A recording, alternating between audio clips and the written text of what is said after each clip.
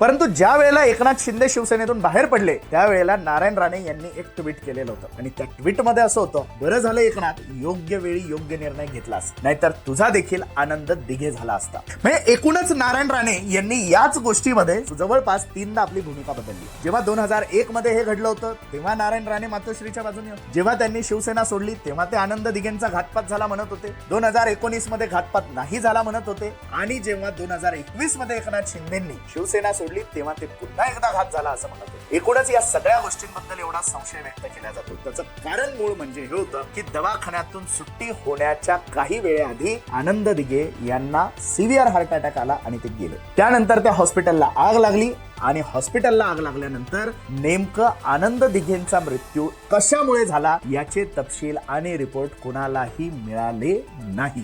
नेमकं धर्मवीर पिक्चरच्या एंड मध्ये सुद्धा याच गोष्टीवरून संशय व्यक्त करण्यात आला होता.